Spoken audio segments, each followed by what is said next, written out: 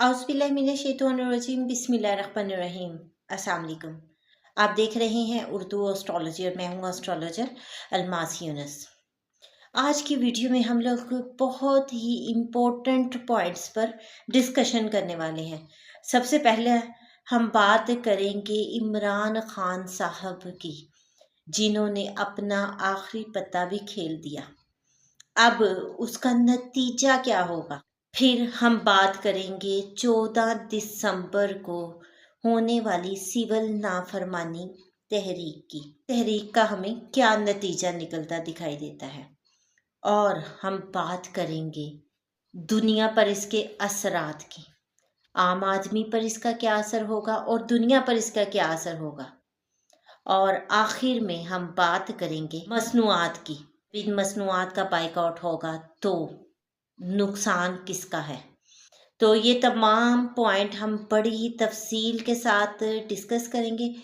इससे पहले कि मैं अपनी वीडियो का आगाज़ करूं, जो लोग मेरे चैनल पर न्यू है चैनल को सब्सक्राइब कर लें और बेल आइकन को प्रेस कर दें ताकि मेरी आने वाली वीडियोस के नोटिफिकेशन आप लोगों को रिसीव हो सकें।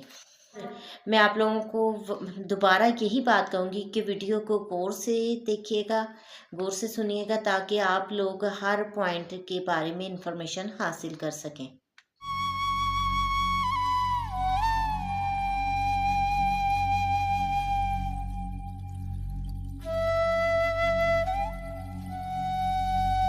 चलिए जी, अब बात करते हैं इमरान खान साहब की। इमरान खान साहब ने आखिर अपना तड़प का पत्ता खेल ही दिया और इसने एक बार हुकूमत को वाकई ही तड़पा के रख दिया। इससे पाकिस्तान की मीशत को शदीद तरीन नुकसान पहुंचेगा, जिसमें पाकिस्तान के रेमिटेंस भी कम हो सकते हैं। यानी कि बैरून मुल्क जो हमारे 1 करोड़ पाकिस्तानी हैं, लगभग 1 करोड़, वो हमें बाहर से रेमिटेंस भेजते हैं। यहाँ पर वो लोग भी इसका बाइकआउट करेंगे और जब उनका बाइकआउट किया जाएगा तो मुल्क में पैसा आना कम हो जाएगा।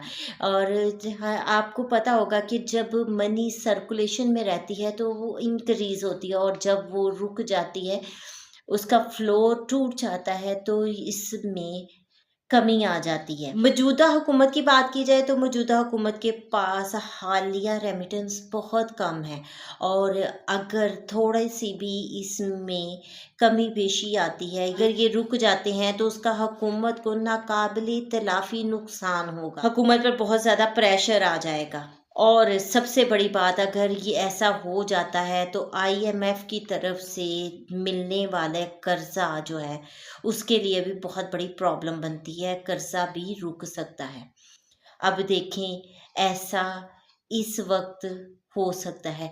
आप लोगों को याद होगा कि जब मैंने 2022 में राहु और केतु के ट्रांजिट पर लिखा था तो मैंने बड़ी तफसील से लिखा था कि केतु जो है वो 6 हाउस में ज़ायचा पाकिस्तान के बैठा है। यहाँ से वो 2nd हाउस को ट्राइन दे रहा है और 2nd हाउस को उसकी जो ट्राइन है वो मुल्क में रुपए पैसे के फ्लो को एक बार रोक सकती है। अगर ऐसा और इस ड्यूरेशन में मैंने आप लोगों को वाज़ेह तौर पर बताया था कि पाकिस्तान में फाइनेंशियल क्राइसिस देखने को मिलेंगे। सिर्फ इस वक्त पाकिस्तान चल इसलिए रहा है कि जुपिटर 2nd हाउस में है और जैसे जुपिटर का ट्रांजिट हो जाएगा तो मुल्क के लिए एक बहुत ख़तरनाक सूरत हाल बन सकती है। अब अगर बैरून मुल्क से मिले जाने वाली रेमिटेंस की बात करें तो इमरान खान साहब के दौर में 2021 में बैरून मुल्क पाकिस्तानियों में पाकिस्तान में एक रिकॉर्ड रेमिटेंस भेजा, जिसकी वजह से पाकिस्तान को बहुत ज़्यादा फ़ायदा हुआ।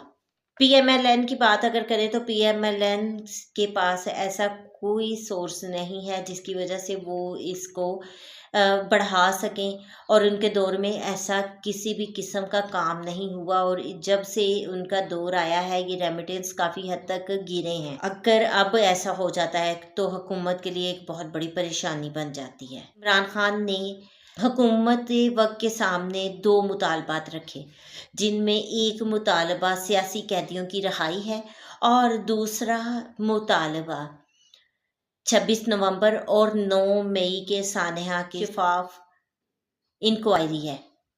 تو یہاں پر انہوں نے انکوائری کے لیے ایک جوڈیشل کمیشن کا یا ایک جوڈیشل بینچ کا قیام، ٹھیک ہے، عمران خان صاحب کی یہ 2 مطالبات ہیں اور انہوں نے ڈیڈ لائن دی ہے 14 دسمبر کی۔ اگر 14 دسمبر تک یہ مطالبات پورے نہ کیے گئے تو سول نافرمانی کی تحریک چلائی جائے گی۔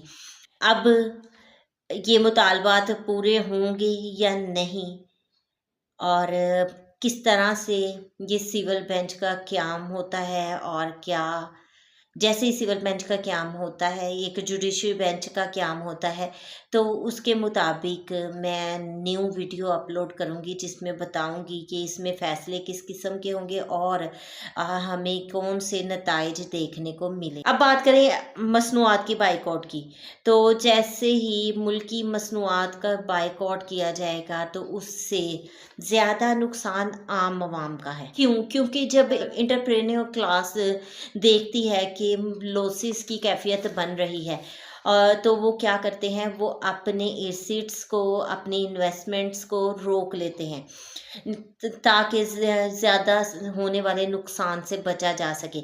ایسے میں کیا ہوتا ہے، بہت سارے لوگوں کو نوکریوں سے ہاتھ دھونا پڑے گا، بہت سارے لوگ اپنی نیسیسٹیز آف لائف فلفل کرنے کے لیے بہت ایفرٹ کریں گے، روزگار کی کمی ہوگی اور دیگر معاشرتی برائیاں جو ہے وہ انکریز ہو سکتی ہیں۔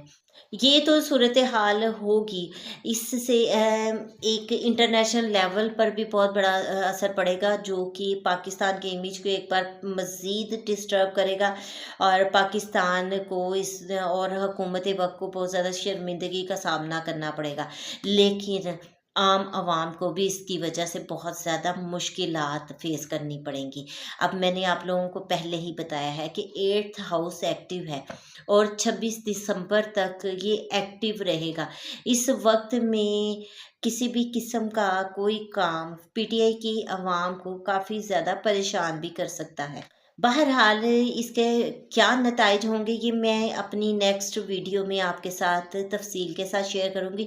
یہ بات ڈن ہے کہ اس چیز سے حکومت کو ایک بار بہت بڑی پریشانی ضرور بنے گی۔ بات کریں سول نافرمانی کی، تو سول نافرمانی ہے کیا؟ جب کوئی پرسن سمجھتے ہیں، جب کسی ملک کی عوام سمجھتی ہے کہ حکمران وقت ظالم ہے، جابر ہے، یا پھر اہلیت نہیں رکھتا اپنی سیٹ پر بیٹھنے کی، یا پھر وہ ناجائز اس سیٹ پر قابض ہے، تو ایسے میں اس ملک کی عوام سول نافرمانی کی تحریک چلاتی ہے۔ اور سول نافرمانی کی تحریک میں کیا ہے کہ وہ ہر قسم کے ٹیکسز دینے سے انکار کر دیتے ہیں، بجلی، گیس اور دیگر جو ہمارے پاس ریسورسز ہیں ان کے بل ادا نہیں کرتے ہیں، جس کی وجہ سے حکومت پر بہت بڑا پریشر بنتا ہے اور حکومت بہت زیادہ پریشان ہوتی ہے۔ اب دیگر ممالک میں یہ تحریک چلائی گئی اور پاکستان میں اب یہ ایک بار تحریک چلائی تھی شیخ مجیب الرحمان نے ذوالفقار علی بھٹو کے خلاف 1971 میں، اور وہ بہت زیادہ خطرناک ثابت ہوئی تھی۔ اور اب پاکستان میں یہ ہونے کے لیے کی کال دی ہے، عمران خان صاحب نے اس کے بارے میں بیانیہ دیا ہے، اور میں نے آپ لوگوں کو پہلے ہی بتایا تھا کہ اب عمران خان صاحب کے بیانیے پہلے سے بھی سٹرونگ ہمیں ملیں گے۔ تو عمران خان صاحب نے بیانیہ دے دیا سول نافرمانی کی تحریک کا، اور اس کے نتیجہ کیا نکلا کہ آئی ایم ایف نے دورہ پاکستان کرنا تھا جو انہوں نے معطل کر دیا، اور حکومت وقت کے لیے یہ ایک بہت بڑی پریشانی بن گئی۔ تو اس طرح سے جس طرح خان صاحب نے سوچا تھا کہ حکومت وقت کو پریشانی بنے گی تو ہی وہ کسی قسم کے کوئی فیصلے کریں گے، ایک بار ان کے لیے یہ پریشانی بن گئی۔